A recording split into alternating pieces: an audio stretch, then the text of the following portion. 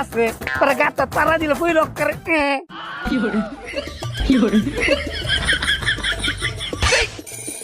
মা বন্ধু কি হইছে ভাই নিচে জানি কি পড়ছে এরকম করে লড়তে আছে এটা কসলে আছে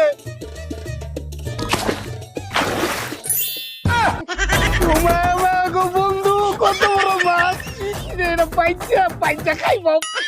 বন্ধু দেশের মাছটা